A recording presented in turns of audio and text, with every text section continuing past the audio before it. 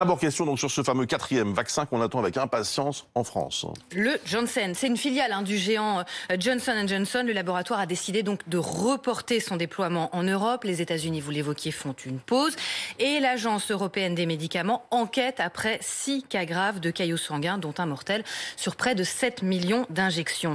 Bonjour Vincent Paul, merci d'être avec nous. Vous êtes immunologiste au CHU de Saint-Étienne, membre du comité vaccin Covid-19. Question de Simon, tout ça, ça nous rappelle quand même beaucoup le vaccin AstraZeneca. Est-ce que c'est la même technologie ? Alors, bonjour, oui, il s'agit de la même technologie. En fait, le vaccin Janssen est basé sur un vecteur adénoviral qui n'est pas de la même famille que le vaccin AstraZeneca, mais il s'agit effectivement de la même. Alors du coup, d'où vient le problème ? Le problème, on ne le sait pas encore. Je pense qu'il est enquêté suite au cas observé aux États-Unis avec le vaccin Janssen. Il y a des similarités, c'est évident, des problèmes de coagulation importants. L'hypothèse qui tient la corde en ce moment pour le vaccin AstraZeneca, ça serait une réponse inflammatoire aiguë chez un certain type de patients, peut-être avec des facteurs de prédisposition qu'on ne connaît pas encore, et puis une sorte de réponse un peu auto-immune qui est générée par le vaccin, mais il est vraiment trop tôt aujourd'hui pour pouvoir conclure. Par contre, effectivement, il y a des similarités qui poussent à enquêter vis-à-vis de ce vaccin Janssen pour l'instant. Question de Clémence, est-ce qu'il est vrai que ce sont principalement des femmes jeunes qui sont victimes de ces effets secondaires quand même très rares ? Alors effectivement, pour l'instant, c'est plutôt des femmes qui sont touchées par ce type de maladie de type thrombose. C'est souvent le cas d'ailleurs pour ces maladies de thrombose, c'est le cas lors du traitement avec la pilule, pour les thrombopénies à l'héparine également. Mais ce qui a été observé pour le vaccin AstraZeneca, c'est qu'en priorité avait été vacciné du personnel de santé qui est majoritairement féminin. Donc c'est difficile aujourd'hui de dire que c'est uniquement les femmes qui sont touchées. Donc ça demande un peu plus d'études pour pouvoir vraiment corréler avec le genre féminin pour ce type de maladie. Pourquoi ces vaccins sont-ils réservés aux plus de 55 ans, écrit Claude ? Ça donne l'impression qu'on ne se soucie pas des vieux comme nous, dit-il.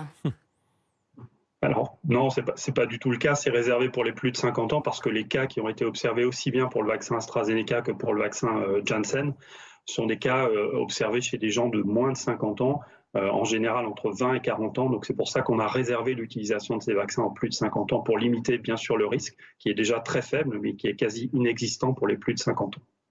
La seule question pour moi, nous dit un téléspectateur, c'est est-ce que le fameux bénéfice-risque reste le bon ? Est-ce que vous conseilleriez ces vaccins à des proches ? Bien sûr, le bénéfice-risque, il est évident. Alors pour le vaccin Janssen, on va attendre de voir les liens de causalité. On ne peut pas aujourd'hui corréler ce qui se passe pour AstraZeneca avec le vaccin Janssen, mais pour l'instant, le bénéfice-risque, il est évident. L'incidence de ces cas est au-delà de 1 pour 100 000 personnes vaccinées, voire 1 pour 200 000 personnes vaccinées. Donc par rapport au risque de développer une forme sévère, le bénéfice est évident, quelle que soit d'ailleurs la catégorie d'âge. Est-ce que le fait qu'il n'y ait qu'une seule dose, ça peut jouer ? Vis-à-vis de la pathologie observée, non, pas du tout. En fait, les cas qui ont été observés pour le vaccin AstraZeneca ont été observés après la première dose. Donc, ce n'est pas le fait que le vaccin de Janssen soit uniquement avec une seule dose qui va changer le risque ou l'absence de risque d'ailleurs avec ce vaccin. Et sur l'efficacité du vaccin ? Alors, l'efficacité du vaccin Janssen, elle est un petit peu inférieure si on regarde les données. Elle est de l'ordre de 60% par rapport au vaccin, bien sûr, mRNA. Donc, c'est un vaccin qui protège sans doute un petit peu moins du risque d'infection, par contre, qui protège aussi bien du risque de développer des formes sévères et des hospitalisations. Et pour revenir à la technologie, on sait que le Spoutnik, ce vaccin russe qui a été précommandé notamment par Renaud Muselier, c'est la même technologie. Est-ce que là, du coup, on pourrait avoir les mêmes questionnements derrière ? Alors, probablement. Alors, le vaccin Spoutnik, il est basé sur 2 vecteurs différents de la même technologie, ces fameux vecteurs adénoviraux. Un vecteur qui est similaire au vaccin Janssen et un vecteur qui est différent. Mais effectivement, on peut pas s'attendre, mais en tout cas, le risque d'avoir ce type de phénomène avec le vaccin Spoutnik 5 est possible. Merci beaucoup Stéphane Paul d'avoir été en direct avec nous pour ces explications.